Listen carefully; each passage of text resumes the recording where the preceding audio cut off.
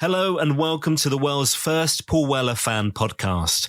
I'm Dan Jennings. This is the story of 66, a celebration of the brand new album from the legend that is singer, songwriter and musician Paul Weller. This new series features podcast conversations with many of the huge talents that have been involved in the creation of Paul's 17th solo studio album.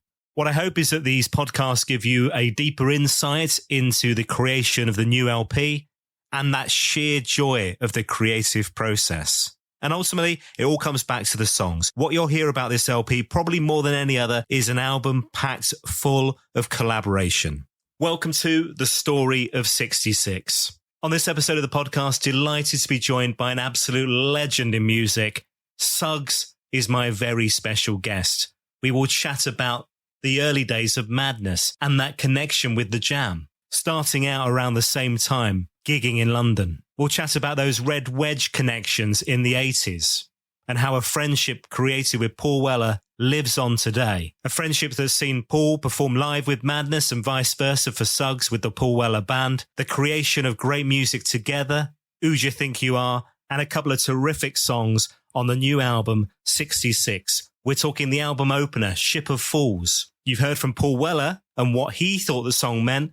Well, now you're going to hear from Suggs, the man who wrote those original lyrics. And there's also this absolutely beautiful song called Nothing, created with Suggs via his mate Chalky, his best friend for 50 years. And on a future episode of the podcast, you're going to hear from Chalky as well. So this is a real delight. I got to spend time with Suggs in his home, chatting on the podcast, and I'm delighted that you're going to get to hear it. Let's get into it. Suggs, thanks for joining me. Very welcome. This is lovely. Lovely to see you. And you, mate, yeah. What a big year it's been over the past... I mean, I say that, what a career it's been, but what a big year it's been over the past 12 months for you. Yeah, amazing, and I'm very privileged to have been through that process because, like everybody else, we were in a very dark period for a couple of years with the lockdown and all that. And we tried to communicate online, but it didn't really work. It was only when we got back together. We rented this industrial unit in Cricklewood because we thought we didn't want to be constrained to the times of studio payments and rehearsal payments and all that. And so we just spent 6 months or so writing the new album, which went to number one. Thank you. Much to the surprise of all of us. I mean, it really was. People were going, that's your first number one album. I went, what, after 12 albums? And we had to actually look it up on the internet. And it was. But what was hilarious is our record company, BMG, who were very nice people, said, you could be number one next week, but you're not allowed to say it. And then suddenly Taylor Swift drops an album, and then Drake brings out and says, oh my God, there's a 3-horse race. Here we go. And then they eventually said, look, I mean, I don't understand any of it, streaming and all of that, but they said a hard copy, which is an album or a CD, is worth 20,000 hits on the internet. So they set us up a stall in Camden Market, flogging our albums. And I thought, this is life in full circle. It must be 40 odd years since I was flogging old rubbish down in Camden Market. Well, it's new old rubbish now. New old rubbish. Vintage. New vintage. That's it. Well, it's an incredible achievement and it is a cracking album as well. And we'll talk about the process you go to because right here there is a pad, folks, with lyrics and writing and scribbling in pencil on it. So we'll talk about that songwriting process as we go through this as well. But isn't it wonderful, though, that you still, I mean, obviously so many big songs that we know and love from Madness, but the fact that here we are, 2023, 2024, you're still relevant, like still putting out stuff that people want to hear, new stuff, I remember there was a sort of turning point. I mean, we sort of packed it up in the mid-80s. Our keyboard player went to live in Holland and we didn't work for about 6 years. We came back and did this big show in Finsbury Park, 35,000 people, and then another 35,000 people. And we sort of got this revelation that we can actually do what we want to do rather than what is expected of us. And also there was this kind of black hole of 80s nostalgia, what people were going down, not naming names, but, to Pow, etc. I'm not naming names, but to Pow. No, I shouldn't. But, and others. And others. That's not the only brand. There are others. But, the cruise ship business and 80s revival festivals were really sort of big, and we just thought, I've got to get out of this, And the big turning point for us was an album we did called Norton Folgate, which really elevated us and got the sort of intellectual recognition that we never really had before. But it was just a sign that we need to move and keep moving. I know we're not necessarily here to talk about Paul Weller, but he has always been an inspiration on that score because he's always evolved and changed and taken chances. But that for sure is part of why I think we're still here. Let's kick off, as it is the Weller podcast, the Paul Weller fan podcast. Yeah. Let's kick off when you first discovered the music of Paul Weller and the Jam, because it would have coincided with you and your experience of joining the band Madness as well around that time, wouldn't it? 77, something like that?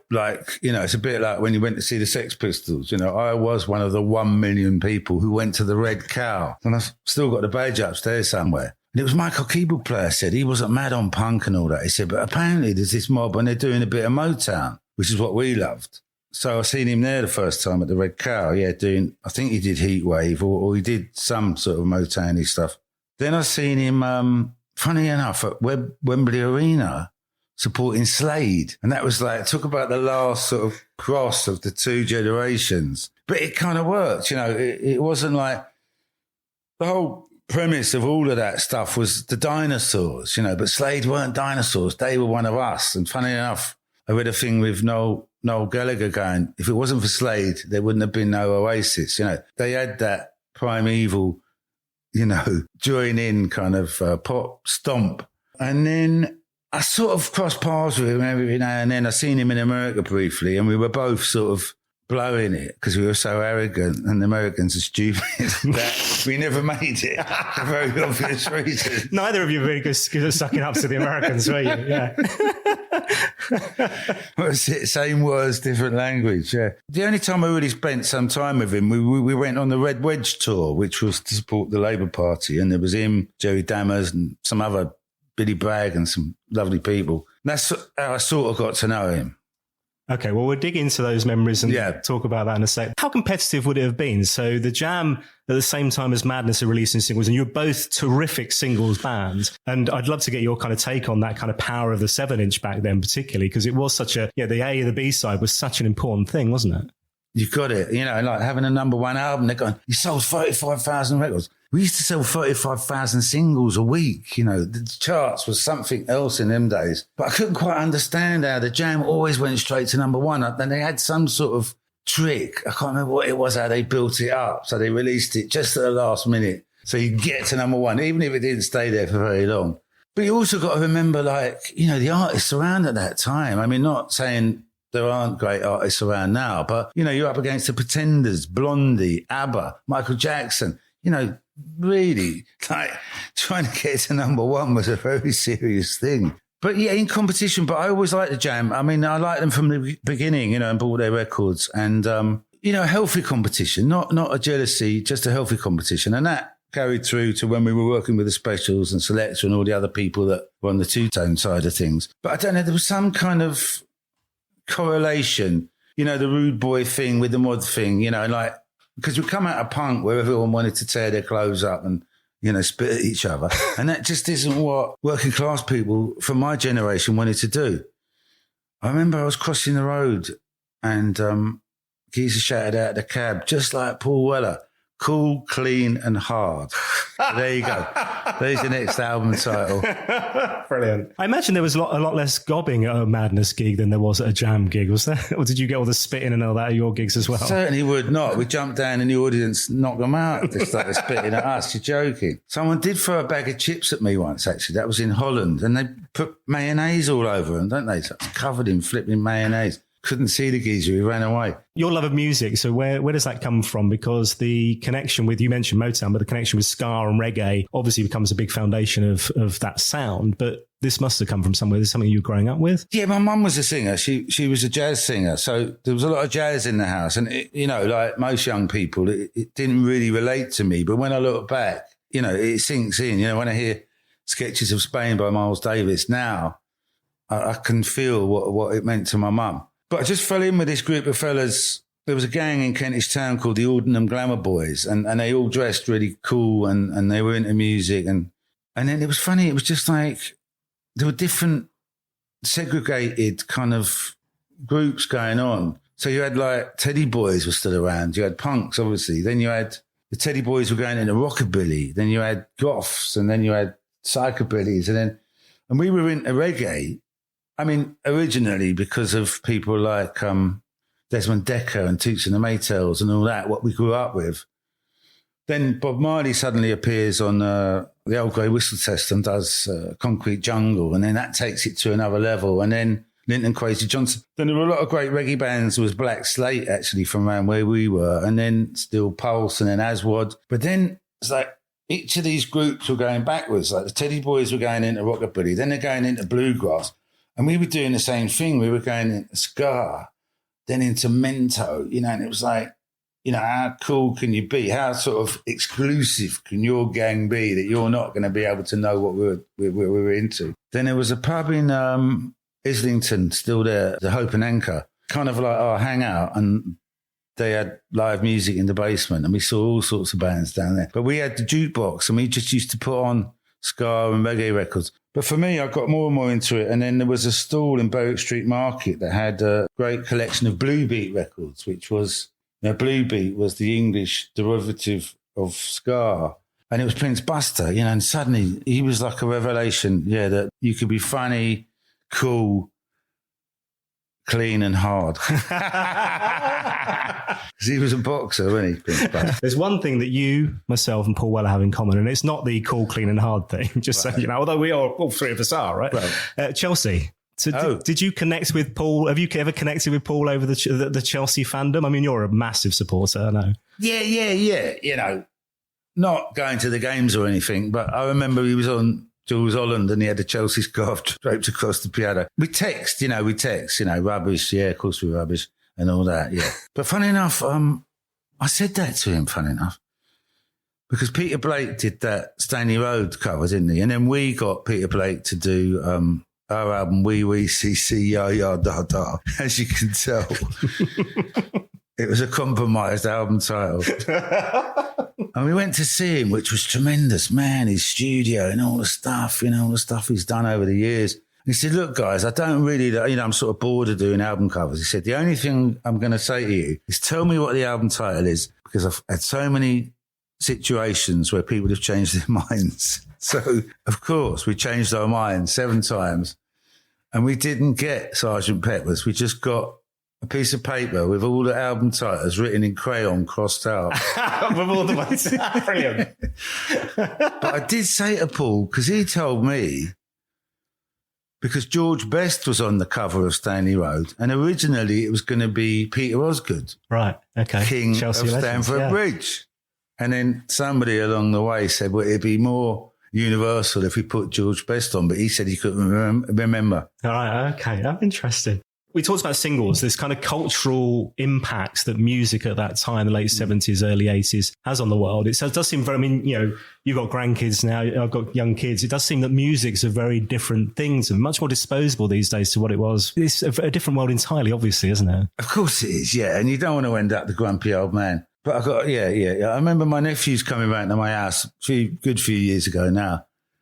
They were trying to put a 45 in the CD player and then eventually worked out I got a record player. And then my nephew was playing records as the evening went on. He went, Uncle, why are all your records so good? I said, because I had to flipping go out and buy the sodding things, You get on a bus, no, we haven't got it, come back next week. And you've got enough money to buy one record. And so it had to be something that you really treasured. And the other thing on that score was, funny enough, when I was writing some of the songs, which I have been doing recently with Paul, and I'm sure we'll talk about, we were doing one song and it was getting a bit like, I don't know. I said, Paul, look, mate, it's only music, right? And there was just a silence on the phone. And he went, no, it fucking ain't, Suggs. And it was just a great reminder because I'd been through this sort of nothingness of lockdown. You kind of start losing your sort of perspective. To be reminded of how important music is to us, in this country. When I play live, I see it very clearly, It's like Bob Dylan said, if you don't like this one, there'll be another one along in 3 minutes. The amount of hits we had. And each one of those records relates to somebody specifically at that particular time, each one of those singles, yeah. And also, I think the thing with Madness, and even to the latest album, all of you are writing. All of you are writing the music, lyrics. It's right across. There are brilliant songwriters in the band right across the board. And Paul's talks about Embarrassment, which I know was not a song that you wrote the lyrics for, I don't think, but he talks about a town called Malice being like that being inspired, let's call it that, by the song Embarrassment. So he was referencing Madness back in the day. Yeah. And I say, when we used to cross paths, we'd say, I like that or I don't like that. And I remember said he liked Embarrassment. I mean, Embarrassment is my favourite song, funny enough. I mean, it's a very odd song because it doesn't really have a chorus, firstly. And yet, I remember we were talking about the bass line, boom, boom, boom, boom, boom. And then Mike went off and altered it slightly. But also the premise of the song, which is, we went through a bit of like, are you racist and all that because of all the skinhead bollocks. Because the Specials, taught us a lot about that. Because specifically, they were black and white people. It wasn't our fault that we were all white, But the Specials had capital P with politics and we had a small p. And Lee just wrote a song about his sister being castigated by the family because she'd had a baby with a black guy, and that still resonates whenever I sing that song, It's and then when you see the girl who it's written about, I could cry. That's the thing, as you say that I was going to ask you about the kind of legacy of these songs, and Paul talks about it with the Jam. You're aware of that kind of power of this music and how much it means to people. But also when you perform it, you're not, Madness, it's not a karaoke band. This is these songs mean something to you when you're singing them. You're thinking about the meaning of those lyrics or what they mean to you. Yeah, and they have a great privilege. Like I said, when we come out of Comeback in 1992. I was saying, Lee, our sax player, said, when can I retire? You can check out any time you like, but you can never leave. When we started, we were on the road now we do 30 or 40 gigs a year. So I ain't played for 2 or 3 months now. So I'm looking forward to playing. And then you hear those songs like the first time you heard them and remember what they're about. And it still resonates, yeah. Paul calls it time on the Jam, splits the band, huge decision. But then very quickly we're into the Style Council. And actually their very first gig, it was actually the anniversary the other day. The very first gig was at Brockwell Park. Right. I think the Style Council only did a couple of songs, but Madness were part of the lineup. I don't know if you remember that. I don't. What was it? CND, Youth CND Festival for Peace. It was 1983. The only thing I remember about that was my daughter was, I think, 2 or 3 years old, and it was quite cold, and I had her on my shoulders, and this woman come up to me and went, she's got nothing, she's only got socks on her feet. And I felt, well, they were a bit cold. And then she gave me her gloves, which I then put on my daughter's feet. There's a photograph somewhere. But I do remember that, the other thing I remember about the Style Council, I mean, again, I loved their records. And his bravery for, and a lot of people didn't like it, did they? They didn't, no. Somebody told us about Live Aid. And it was like, I said, Bob Geldof couldn't organise a bunk up in the flipping brewery. So we said no. No. And we made a record with the Specials and UB40, which sold absolutely naff all. I was skint at the time and I was having to move house. Stiff Records had gone bust. And I remember the day I was moving was the day of Live Aid. And all I could hear was Live Aid coming out of every window in the street. But I forgot, then I seen it on YouTube. The Style Council opened, didn't it? Yeah, straight after Status Quo and then the Style Council. And quite soon after that, we then get into Red Wedge. I think it must have been the following year, the following January. So how did that connection come about in terms of you signing up for those gigs and Red Wedge? Well, we'd always been Labour Party supporters, and I forget who got in contact with us, and everyone had a slightly different angle. We'd done quite a lot of stuff for the miners.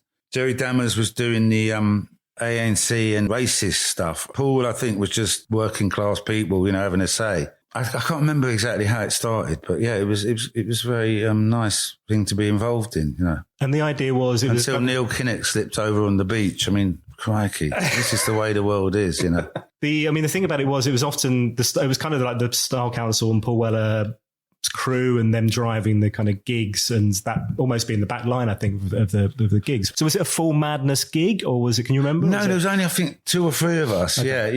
Yeah. I can't remember exactly what we were doing, but I just remember being on that tour and meeting nice people.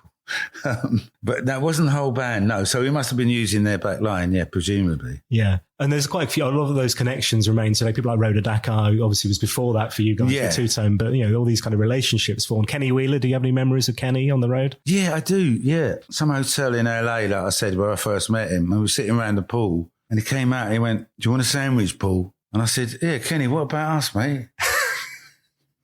No. Get your own. No, but it was a funny bloke, yeah. And amazing that he's still around, yeah, great. So how connected were you and Paul on the politics side of things then? That's a big passion of yours. I say passion. It's a strange word to use when you talk about politics in that way, isn't it? Well, I think, comes a bit of a cliche, but working class, I think that's what we share is this notion that there are still. I remember reading an interview with Paul and from The Guardian, and he was talking to the girl and he said, "Look, I've got all this, but believe me, we ain't the same. Right? You're middle class and I'm working class." And that, I think, it's just a state of mind as much as anything else. But injustice, I think, is the thing that we share a dislike of. And that's, sometimes is a class thing, the downtrodden get trodden on more. And you try and express that for them, not in any kind of pretentious way, but just expressing what it is to be an ordinary human being, I think. We'll touch on the album 66, Paul Weller's new album, in a second. One of those songs particularly seems to me anyway, my ears touch on that political side, that injustice that you talked about. Very soon after Red Wedge, Madness at that time split up.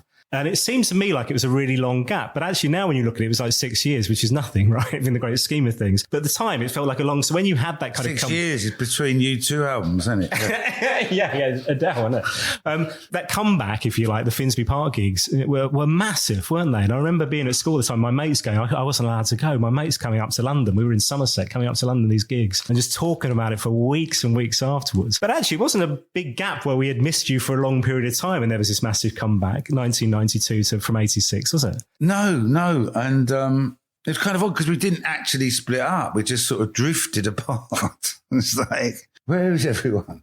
They've all gone.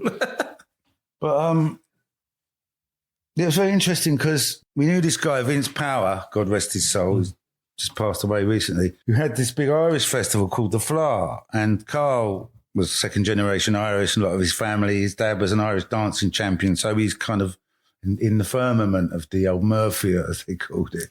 And he said, look, I've got all the staging and everything. I could keep it up for another week. If you wanted to do a little comeback gig, it wouldn't cost you very much money. And the thinking then was we weren't going to get back together, but that we hadn't said a proper goodbye to the fans as it had drifted apart. So why don't we do this as an official goodbye? Anyway, that sold out. And then the second day sold out. And no one could have known what sort of phenomena the whole thing was, including an earthquake, 4.5 on the Richter scale, where they had to empty the flats. Power of those songs, amazing.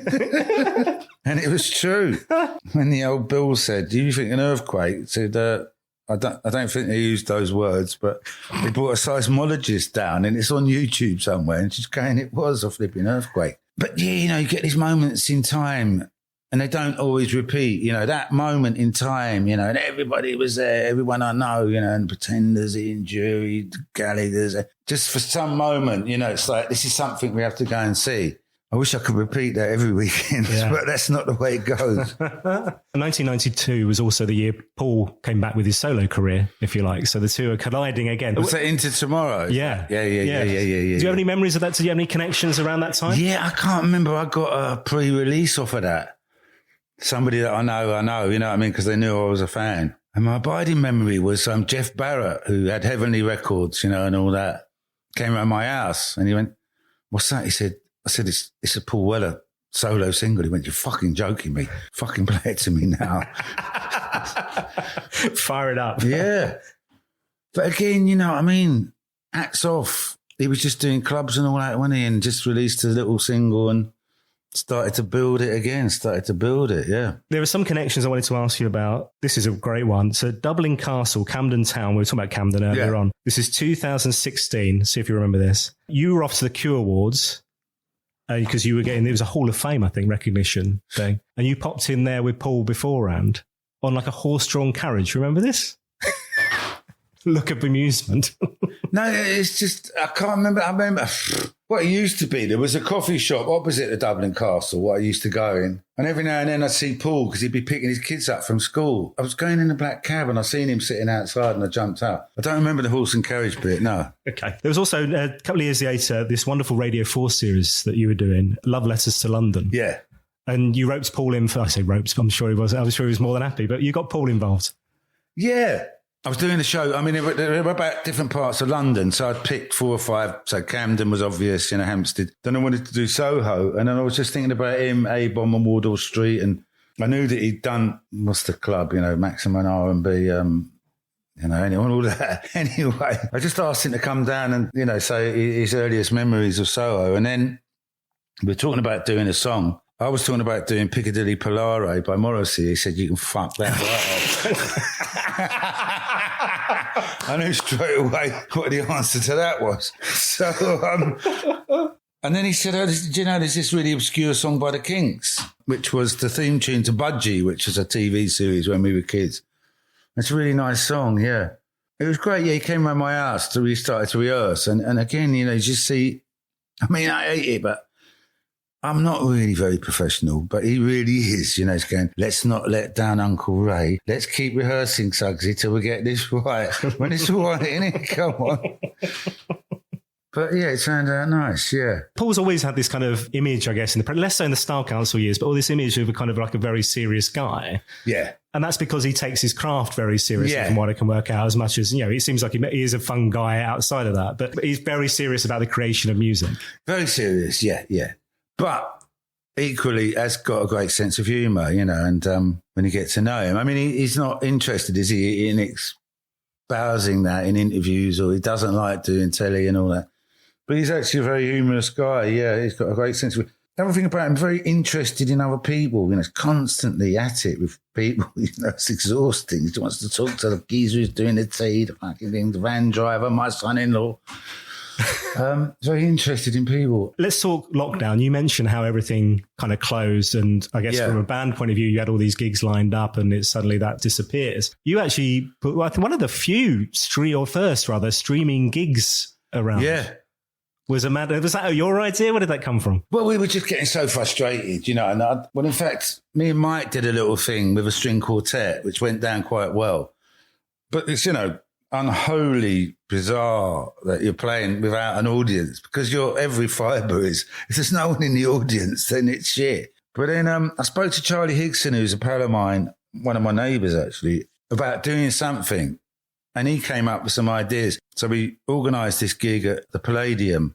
And he did this whole spiel, like a ghost about, one day all the people will be back and blah, blah, blah. Then we had this notion of doing it in 2 halves. The first half would be how we started. So it was a bit like the Young Ones or something. We built this kind of kitchenette, which was Mike Barson's house where we started, and played the songs that we started playing, which were mostly old cover versions. Then we got into this, I got chucked out of the band early on. And then, so we asked Paul if he'd come down and do an audition. It's great. And then we were going to have him coming on a Lambretta. And then Charlie said, no, let's just hear the sounds of horses' hooves coming down the road. But again, fair do, and that he's prepared to do that, yeah. But funny enough, I had another show. It was in the Colony Room. It's great, traditional, old bohemian, alcoholic gaff. And he came down and did something for me there, yeah. But I think, like that, he was singing a song. So I think as he got some context with music, then he's sort of happy, yeah. And is there ever much consideration on this for him? Or you're texting and suddenly he's like, yeah, of course I'll do it, man.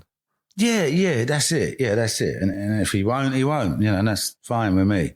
You mentioned the Lambretta. So Eddie Pillar had been on the podcast. Yeah. And he talks about how you and he were trying to organise like a ride out on scooters with the three of you with Weller. But I don't think Paul had actually passed his test at that point. Did this ever happen? No, it didn't. But, again, I found my scooter. I've forgotten where it was. It's in a garage in Whitstable, my old Vespa. I sent him a picture of it. He never guess what I've just found? And he sent me a picture of this really elaborate Lambretta. It was mine was just some shabby old Vespa. Yeah, again, it's just aesthetic, innit? It's just, the mod thing, whatever you call it. the whole point of a scooter was you didn't get yourself greasy and dirty and all that. The mod thing, obviously, I talked to Paul about it, and for him, it's a faith. It's a kind of, but would you class yourself as a mod? Well, I've been they've taken to me as some sort of surrogate mod. Because for sure, I always liked clothes and I like to look after how I looked and all my band did, so we had that, aesthetic. I remember, what's his face from Fun-Loving Criminals, they sort of dress up quite good. Huey, what's his face? Come in our dressing room, we went, fuck me, it's like a floor at Selfridges. We've got so many clothes. I think, again, it's the working class thing that you're not embarrassed about the fact that you look good. You should be able to look good. I mean, but funny enough, I've been out shopping with Paul a couple of times. I bring up anything, right? I said, there's a photograph, funny enough, of me and him at Wedge. He's wearing cut down jeans. I was laughing about that. But I had this T-shirt. It was a very old vintage Japanese T-shirt. I went, I loved that T-shirt, So I went to meet him for a coffee and he took me to a shop where they're still making these flipping T-shirts. But they were 300 quid a pop, right? Right. He's loading them up like that. I'm going, no, I'm all right. I'll see you outside, Paul. Where's the bootlegger? Yeah, I totally dig that enthusiasm for your aesthetic. That's all you got really, isn't it? Also, that working class thing of like you wanting to look your best. It's you're growing up and you're going to the disco and all that, and ironing your trousers, your shirt. And I remember, what's his name? Ali Campbell from UB40 going, we're not embarrassed about making money and doing good for ourselves. There's nothing wrong with that. Let's talk making music with Paul. This must have come up a lot over I would have thought, the 40 years, talking about collaborating, creating something together. Had it, talking about doing something together in that way? It took a long time, but were you always kind of discussing writing together or doing something together in that way?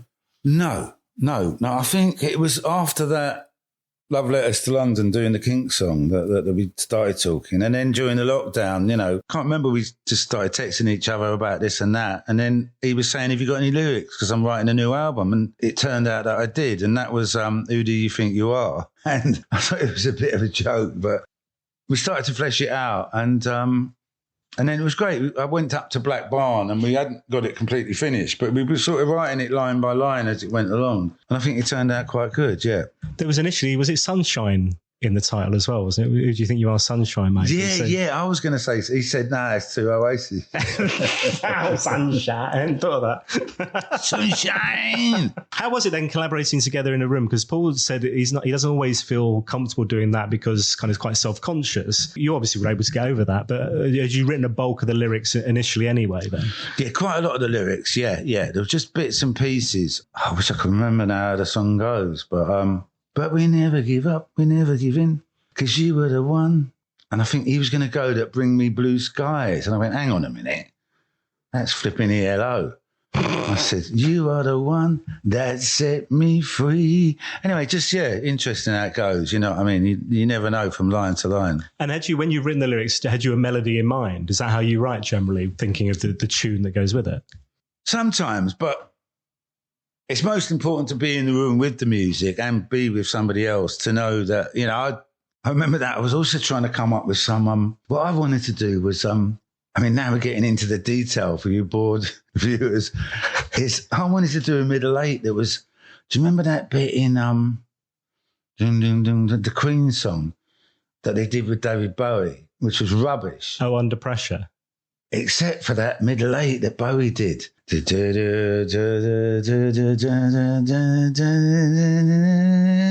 that's how good the tune was. And Paul went, no, fuck that off. That's as close as I've got. The terror of knowing when I'm about.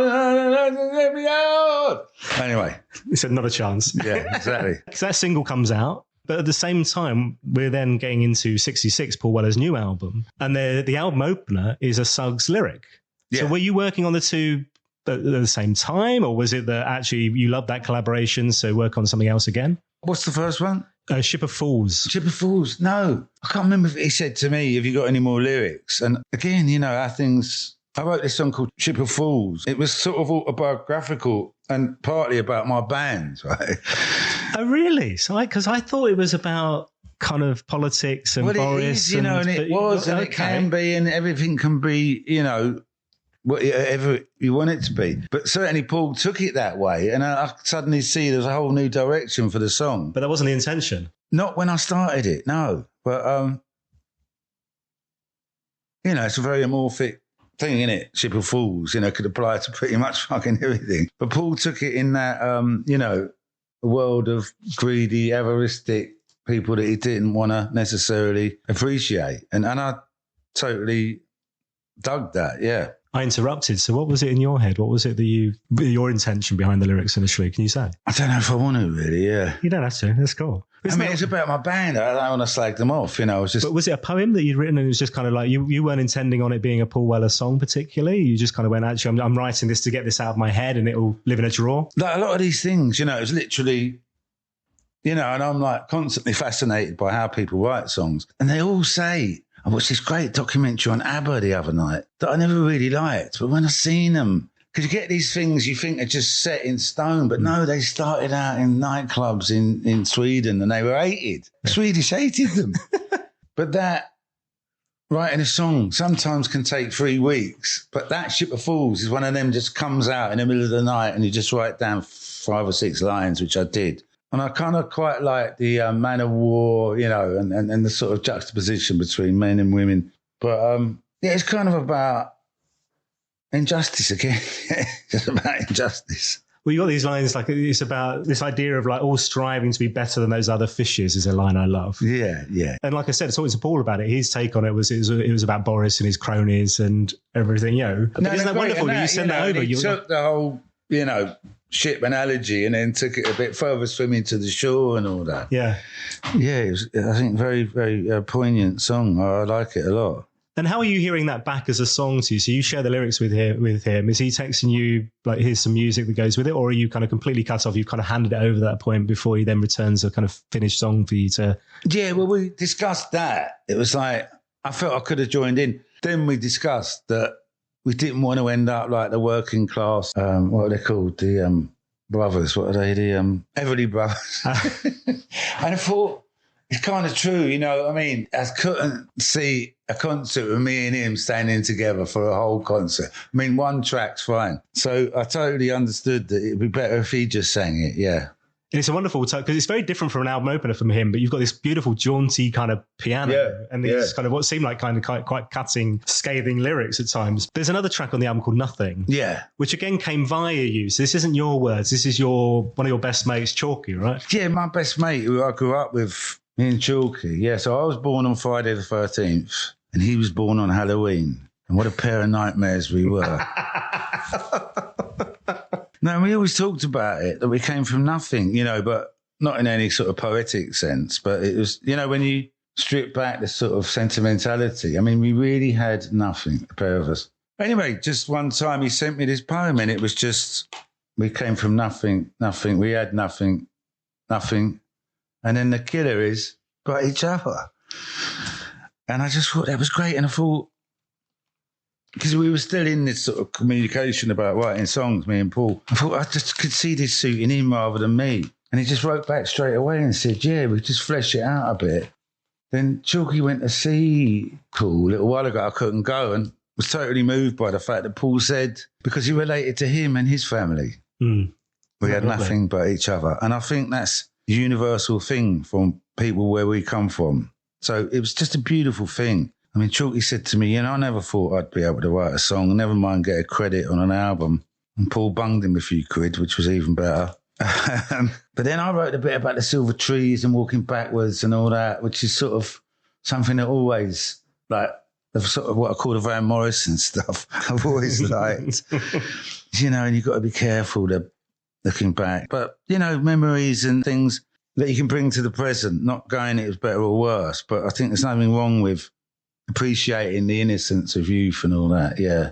Those Van Morrison songs, the breeze on her hair, the wind in my face, the Gentle Rain and all that. I like all that. And then Paul finished it off, and I think he did a great job, It's a lovely song, but also he's been performing it live on the most recent live shows, which is great. And I think initially he thought it was your lyric. I don't think he knew anything about Chalky, right? And then obviously the story comes out. But it's a love song, isn't it? It's a love song as well about the two of you and his relationship with you as, as his best mate growing up in a way. Yes, exactly. Exactly. That's what it is. Isn't it lovely though, like you say, and both these songs that we talked about, so as a listener, and I guess this is true of all music, but we then find our own interpretations on these things. So it's lovely hearing your kind of take on it, but actually we find our own meaning in these songs. Well, I definitely think that's, the essence of a good song is you find your own interpretation. That's been a big thing in the papers recently about people misinterpreting hymns. Hymns. I was going to write in. I remember I was at some Christmas thing with my kids and they burst out with Boris the King and his grey elves, which made a lot more sense to me. But no interpretation. And you still find it today that you've been singing lyrics you've made up to some song that you sort of think you know. But what they mean, I think that's the beautiful thing. And I think Paul's very good at that, just leaving it a little bit ambiguous, as to what it means. How does it feel seeing your name, your details, you as a collaborator on a Paul Weller single and album then? Is that do you get a buzz from that? He hasn't sent me a copy yet, so I wouldn't. Stingy bastard. I'd love to, I remember hearing, would have been around the release of that single, you and Paul on Zoe Ball Breakfast Show. Do you remember this on Radio 2? It was just hilarious because was it during lockdown or was it just after that? Maybe? I think it was because we weren't in the studio. Yeah. And both dialing in, you could see these kind of two personalities of you and Paul together, but also this kind of this real friendship between you ultimately, right? Yeah, I hope so. Yeah, I don't really like people, to be honest. So it's very rare that I want to talk to anyone. I'm on it, man. And I think Paul's quite the same. So we get on that score. As we wrap up here, you're about to head off to the US. Yeah. We're back to full circle talking about that love of the US back in the day. But, massive out there as well, right? There's a real love for the band. It's just fun of them funny old things, like Gwen Stefani wants to get up and sing songs and people want to join us on stage and all that. We're certainly not going to make any money. We've got a greatest hits, I think, coming out there, which we're trying to promote, and maybe our new album. But just go to America just for 10 days, going to New York is like going to Paris, and it's so New York, I never forget crossing the Brooklyn Bridge the first time. So that experience of being in America, but just try and have some fun. Like that, just keep going forward, and not always alluding to Paul, but that, totally just keep going forward. And if you don't, you just end up on the sofa watching daytime TV. So even though we're not going to make a lot of money and there's no real point in going there, just get out there and do your thing, And you still clearly absolutely love it. One thing I should ask, you mentioned Peter Blake earlier on. Yeah. There was the 90th, would have been last year before, I'm trying to think now. Yeah. And the Royal Festival Hall and this gig that kind of Paul had organised, and you played as part of that as well, didn't you? Yeah, we did. And Paul, again, he's very low key, but I sort of knew he was organising it. But I said to him, you do know that we played at his 80th, so fuck you. Done that, didn't it? We're regulars. So hopefully his 100th. Yeah. Hey man, this has been such a delight. Final question for you before you go, all right? So you're allowed one Paul Weller song for the rest of your life. It can be The Jam, The Style Council, or solo. What would you go with, Suggs? Beat Surrender. That was the last Jam single, wasn't it? Which I did. But Shout It to the Top, right? I'm only saying that because when I leave my fridge door open, it has the first three notes. Dun, dun, dun, and every time I open the flipping fridge, that song comes in my mind. I need to hear that. Okay, so thank you so much for joining me. This has been an absolute delight. Very welcome. Thank you. It's been a pleasure. My thanks once again to Suggs for joining me on the podcast. Another one of those moments where you just cannot believe what the heck you're doing and what this podcast series has become. Just amazing. Stick around. The next episode of the podcast, we'll hear from Suggs' mate, Chalky, the story of nothing from his angle on the next episode of the podcast, by the way.